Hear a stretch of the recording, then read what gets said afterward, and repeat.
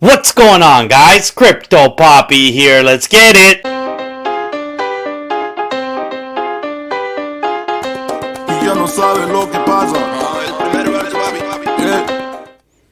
Welcome everybody. All right, good day going on in crypto. Let's talk a little bit about that, guys. Before I get started, I think one of you is trolling me because last episode I told you that I was at 98 subscribers, or I was at 99 actually, and all I wanted to do was get to 100 and break that massive resistance of 100 subscribers. And one of you unsubscribed, so now I'm back down to 98. Come on, son. Listen, every day I put content, hopefully good content, relevant content out for you, and I gotta tell you, my wife's starting to hold me accountable because she's out there cooking dinner right now for the family, and I'm not. And she's starting to look at me going, I cook dinner every night so Crypto Poppy can go to work and you can't get over 100 subscribers? Guys, this is getting embarrassing, alright? So let's prove to my wife, come on, let's prove to it that the work she's putting in over there is worth it, alright? Okay, so please hit that like, hit that subscribe, turn on your bell notifications. We're going to continue to update you on crypto, we're going to update you on NBA Top Shots, and whatever else relevant happens in the world that you all want to hear about. Okay, guys, man, the last time I talked to you, Bitcoin in the short term was not looking very healthy. Bitcoin had printed, what I felt like was literally one of the most beautiful, let me turn off the volume here so we can see this properly. One of the most beautiful head and shoulders that I have seen in this bull market. If you're a bear, then you were looking at this just salivating. But guys, this is why, so I don't know if I say this enough, but if you are looking at charts and patterns and you're following the head and shoulders that I told you about, you need to be very clear on one thing. That when this happens, you need a follow through and you need a breakdown before it's considered a bearish pattern.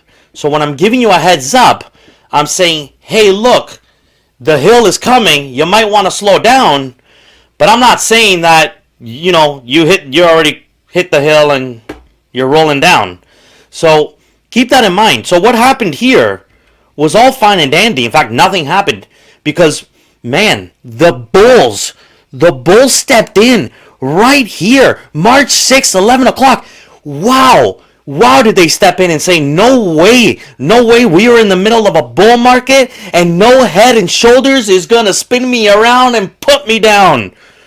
Unbelievable, guys. Honestly, this is why I tell everybody, do not bet against Bitcoin in a bull market. It will defy odds, and it has done this entire bull market. Every time look, I'm the biggest moon boy of them all around here, right? I talk to all of you. I am for sure the biggest moon boy, the one that is all in on this, right? Like I'm betting irresponsibly on this. Well, not really, but kind of. So the point is that even I started to get a little bit bearish in the short term.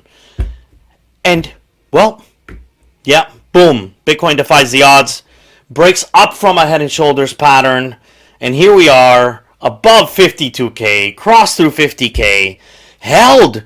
We have held above 50K now. So right now, we're looking pretty good. Having said that, the big one, guys, is right now. Like Bitcoin is literally right now in what I feel is do or die moment. This is our third stab, okay, at getting above 52K since Feb 23rd. Well, since the crash, when we crossed 52K, back below 50K, we tried, let me show you, it's actually our fourth. We tried here, failed, tried here, failed. Woo, that was a nasty failure, right? We came here, boom, failed again. And we come back down, and here we are again, and we're just crossing it. But guys, confirmation is, I want to see this daily candle get above, ideally above here, above 52,672. Okay, ideally, man, if we can make a run for it, we don't have long anymore. I mean, that's going to happen in 10 minutes, so it's probably not going to happen. But either way, this daily candle close actually turns out to be a very bullish close. What I talk about with the 21-day EMA, we're way above that again. Look at that, guys. Listen, I told you a week, maybe 2 weeks ago, right, how important the 21-day EMA is. And yes, we fell below it. And boy, did I think, we might go test 40K. But no, we turned around, we pumped massively, got above the 21K EMA, the 21-day EMA, and we stayed above there. Every day we were testing it back and forth, back and forth. And guess what, guys? Boom, we've now made a pretty decisive move. So, things are looking okay right now. Things are looking pretty promising. All right, so at this point, I got to wait and see. Now, I don't expect, if we can cross exactly where we are now. Look, this is the top of the daily the top of the daily candle close, 52.2. We can get above there. I don't see much resistance between now and all-time high. Our all-time high sits exactly at 58. Call it, it's going to be somewhere around 58.6. I don't see resistance if we close above that. I think we should, and this week should be, again, guys, I'm not a financial advisor. You do you, I do me. I'm wrong, 49% of the time, guys. So, all right? But the chart is telling me that we should go and attempt the all-time high again. Now, I'm not telling you we're going to cross all-time high. Like, every all-time high is a difficult all-time high, right? And the last one saw a major rejection. Once we hit that 58 line, we went all the way down to 26%, which is actually not even that much. But it was a clear rejection. We had 2 days of blood, sweat, and tears on the streets. Okay? So, right now, guys, everything looks like we're going up. And that we should go and attempt the all-time high. We'll probably maybe fail there one more time, come down, and then, get some steam and then break through the all-time high. And then we're going to go to 100K, like I've been telling you. We're all going to celebrate with a dip in the pool. That's where I'm at. Now, more importantly, guys, the star of the show is ETH today. Look at this. 3 straight days of pumpage from ETH. ETH is up 21% in 3 days. And guys, that's nothing. I've been telling you since the beginning that I started filming that I believe ETH has more upside than Bitcoin over the next 6 months. Now, I don't irresponsibly go all in on ETH and not have any Bitcoin. I'm not telling you to do that. I've always said I think a basic portfolio should have maybe 60% Bitcoin, 40% ETH, because ETH is more volatile, and when things go down, ETH tends to go down harder. But in the bull market with more upside, and now, with a date determined for ETH 2.0 in July, this is, to me, this is the news we've been waiting for, and to me, this tells me that if markets repeat themselves, and I've been around long enough to know when there's massive releases coming for coins, I think ETH from here till July is pumpage. Now, a lot will depend on what Bitcoin does. ETH will not continue pumping and skyrocketing if Bitcoin turns around and crashes right now and gets rejected at 52, 53, like right in between here. So if there's a rejection here and we crash down, it's just ETH will not survive that. ETH will go down. Now, there will be some bent up buying power for ETH, because I think things are starting to get pretty bullish for ETH again with the news. But if Bitcoin breaks through and attempts an all-time high, guys, ETH is going to break through its all-time high way faster than Bitcoin. Again, not a financial advisor. You do you, I do me. But ETH's all-time high is somewhere around 2030. And the last time we did that was Feb 20th. And guys, I don't see any resistance right now for ETH to go and attempt that all-time high, other than this blue line there. But I don't know. I'm feeling pretty bullish on ETH, and have been, for 3 days since I told you that. Things have really turned around for ETH. ETH finally, right? So over the last 3 days, it crossed over the 21-day EMA. See, ETH was looking more bearish, and it was being held up by the 55-day EMA. but it's finally crossed that 21-day EMA, and it's looking healthy right now, man. It's all moonage right now. So things are looking very, very good for crypto in the short term. And of course, we're always bullish in the long term. The next year is going to be bull, bull, bull. All right? In my opinion, not a financial advisor. You do you, I do me. All right. Okay, one of the interesting things that I don't even know how to take this, to be honest, is I often look at the US dollar to see how it's doing because it gives me a sense of understanding where crypto might go. And so there's been a direct correlation for sure throughout this entire bull market. Honestly, I only started doing that maybe 6 months ago, where I started to look at the US dollar versus the DXY. I started to get a lot more interested in the US dollar because of COVID and, the printing money situation and all that stuff. So I started to look at the chart way more. And there's been a correlation that when the US dollar pumps, Bitcoin crashes, and vice versa. Now, the crazy thing is that the US dollar, the DXY, the DXY, which is the US dollar index, so it's an index of the US dollar and how it trades against every other currency. Guys, it's pumping. And so is Bitcoin and so is ETH. Like Bitcoin is, I wouldn't say Bitcoin's pumping hard. It's recovering for sure. It's been on a very steady upcline from its down over here, March 1st. ETH is pumping. ETH is pumping and moving, and the US dollar is pumping. So I don't know what to make of this one. Other than, the US dollar is now hitting some major resistance here. And, if the US dollar fails here and comes back, it actually, I've been following this downward sloping channel for a long time. And it pumped out of that channel. It created a W. And guys, if you don't believe in W's, I tell you, these things just play out so much. And the US dollar's pumping. Now, this is big resistance time for the US dollar.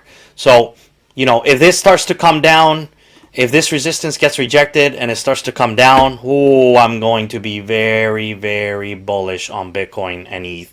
Because right now, they are defying even more odds than normal because they are pumping while the US dollar is pumping. And I am more bullish on Bitcoin and ETH than I am on the US dollar. So if I'm betting my money, not yours, I'm betting on the US dollar fails here. Gets rejected and Bitcoin and ETH pump up. Not financial advice. You do you, I do me. All right? That's sort of the situation as I see it. There is one more thing, like just looking at. I want to show you Bitcoin on the long term and some of the indicators. So something very positive going on again on the daily time frame. So now we're talking a little bit more macro, not really short term. Is on the RSI, the momentum is now pointing upward. So you'll see that. We essentially reversed this downhill on the RSI. We're coming back up, and we're pointing up again, and we seem to be making our way back up.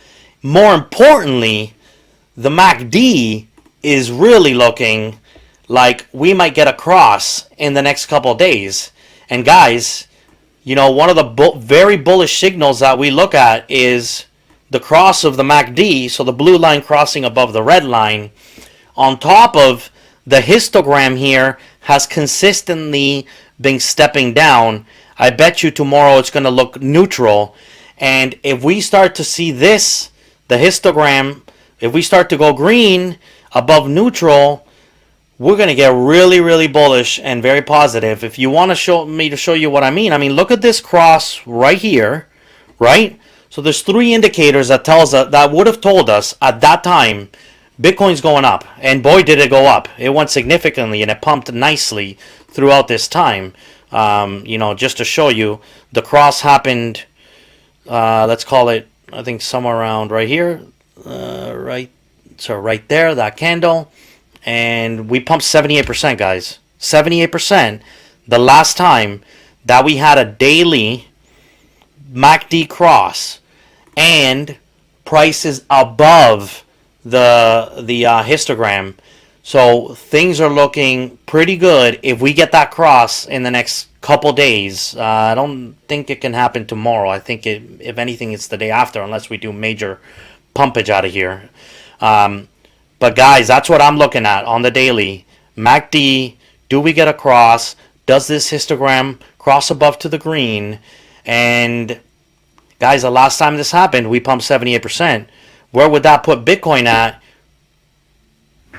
Pretty close to 100K. Pretty close. All right. How long did that take, actually? How long did Bitcoin take to go 78% when we crossed on the MACD daily? It took 19 days. 19 days. Guys, history doesn't repeat itself, but it certainly rhymes. I'm going to get pretty bullish if I see that MACD cross. RSI looks good. It's not, for once, it's not in complete oversold territory on the daily, which, you know, we spent some time up here, and I always get nervous when we're up there. It's not good. Another thing that is looking positive is the Fear and Greed Index. Now, guys, we're at 81 right now. That, you know, I know that the crypto fear and greed index causes us extreme greed, but you know that's not a concerning number for Bitcoin. In fact, I'll show you the chart. You know, where we don't want to be is at 94, 95. When we hit 94, 95 on the fear and greed index, every single time we come down. That's as guaranteed as it gets in Bitcoin land. So right now we're at 81. We've got upside. We can still go from here to 95 on the Fear and Greed Index with basically relatively no resistance. And so, guys, that's what I'm watching. Things are looking pretty bullish. Again, wait for the confirmation, because if Bitcoin gets rejected at this exact level that we're at, if we can't make our way to 53 and above 53, and this is it, guys. This is the last line of resistance that Bitcoin has from here to all-time high. On the technical charts, there's nothing I can find that would say we shouldn't go and test all-time high, and then there's major resistance at the all-time high. Okay? That's how I'm seeing things. Again, guys, I'm not a financial advisor. You do you, I do me. The daily candle just closed, guys. It just closed. And it closed right at the resistance level. So if this green candle gets a little momentum and stays green for a couple of hours, I start to get pretty bullish. And again, my gut tells me then we're going to go check the all-time high. Guys, the MACD actually, just got even closer. So by the end of the 24-hour mark, the next candle, which is 7 p.m. tomorrow, we could be getting a cross. And if we're getting a cross, I'm coming back here and we're going to talk about the MACD cross, because it looks good to me. It looks good to me. It certainly doesn't bode well for the bears. You know, the weekly candle is bullish, guys. There's the weekly histogram MACD is all bullish. We're not oversold on the weekly like we were before. We're back to we're back to, you know, finding a reason why we should be bearish, and there are none. There was a reason a couple days ago to be bearish in the short term, but not even that exists anymore. So at this point, I'm bullish until I'm not. At this point, I'm bullish, and I think we're going up until something changes in the charts again. All right, so, you know, we should go and attempt an all-time high. Let's go, guys. Come on, hit that damn. Smash the likes if we want an all-time high. If we want to celebrate with champagne in the next, maybe, guys, this could happen in 48 hours where we're testing an all-time high again. Okay?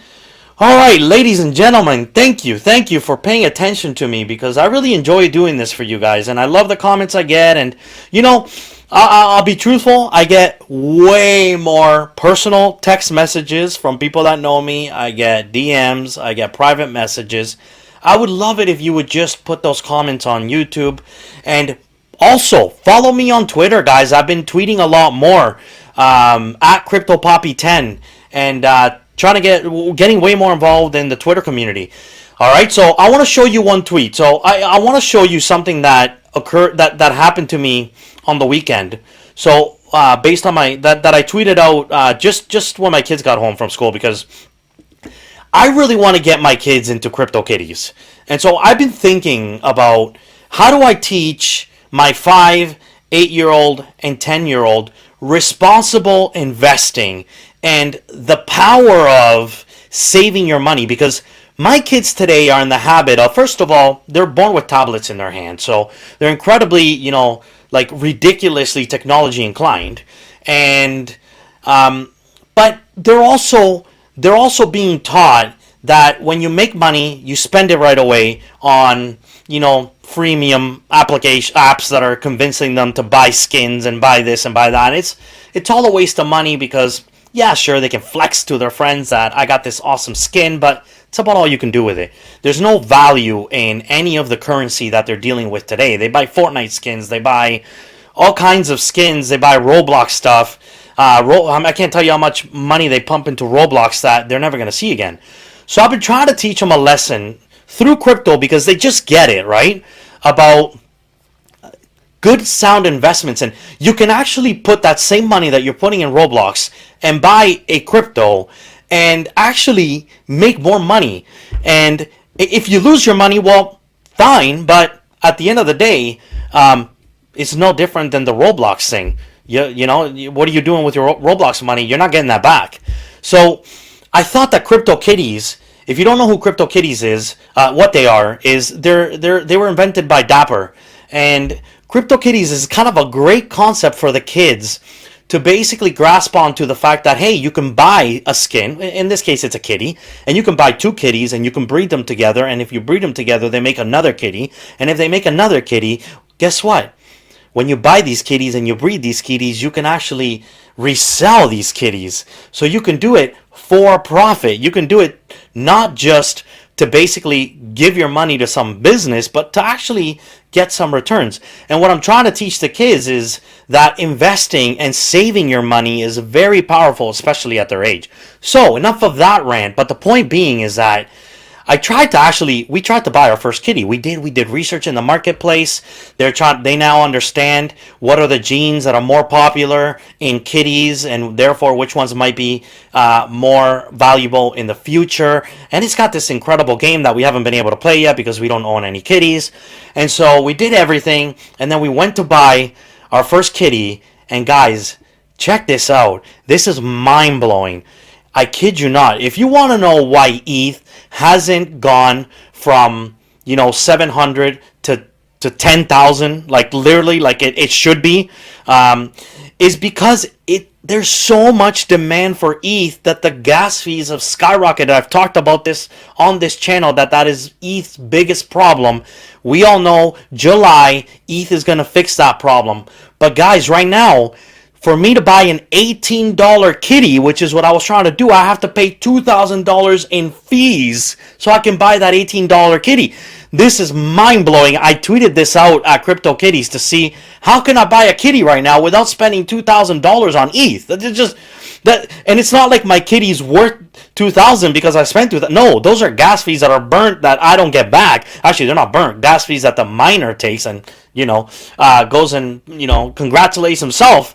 But I don't get that back, and my kitty at the end of the day is still only worth $18. So if I was to sell my kitty, well, I still only get $18. And I sold it for, and I paid $2,000 in fees to get it. So something's got to go. Like, something's got to give here. ETH's got to fix their scalability problems. They got to fix this fees problem. And it's going to happen in July. And I'm a little bit upset at the fact that that's the situation we're in. Why I'm still so really bullish on ETH is because we all know that markets, right, they price the future value of an asset, not the current value of an asset. So right now, why you're seeing ETH pump is because people know that this is a big problem right now. And this is the current price that ETH is at. Imagine when ETH fixes these problems and fixes their scalability of problems, Bob's your uncle, because ETH still, at the end of the day, is the platform that all developers are developing on. And what did we learn from the Android and the iPhone marketplace, right? You remember when Microsoft had those amazing Nokia Lumias? Thank God I wasn't streaming on YouTube because I had a Nokia Lumia and I was really big on it.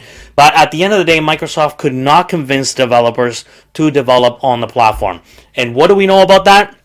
That ETH has the developers on their platform. It would cost a lot of money for many of them to move. Some of them sure have announced that they're going to try different blockchains. And I'm really bullish on the Flow, Dapper blockchain because, well, they're concentrated on NFTs and they're way faster and cheaper in fees than ETH is. Having said that, the network effect is on ETH right now. All of these developers are on ETH. And with ETH fixing this potential solutions, guys, it's going to be pretty big. It's going to be pretty good for ETH. But right now, my God, how does ETH even have any transactions? Like, this is insane. Insane to pay $2,000 fees for an $18 kitty. All right, guys, I'll update you on whether we actually get our first crypto kitties in the household. We're going to buy 6. I've got 3 kids, 3 daughters. We're going to buy 2 kitties each, and we're going to start to breed them. I'm going to start to play with them, and it's going to teach them how to make sound investments in the future. Another thing that I tweeted out, which I thought was really interesting, is Gary Vee. If you guys don't follow Gary Vee, go follow Gary Vee because he's a massive influencer. Totally sees the value in NFTs, and he was talking about how basically, while kids understand NFTs and adults don't, the future bodes really well for NFTs. And the funny thing is that it makes a lot of sense because here, when I imagine me, right, like trying to explain, I don't know where the tweet is, but don't worry about it. When I try to explain to my kids, hey, listen, guys. You know that $20 that you have, you should take that $20 and you should put it in the bank. Because if you put it into this boring bank, then that $20 someday may grow in value.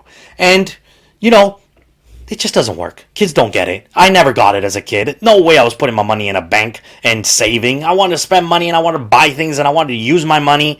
Now, when I explained the concept of CryptoKitties to my kids, like that, they got it just like that, guys. The concept, it is so inherent to their nature and how they grew up with Roblox, and everything is gamified in the world of children.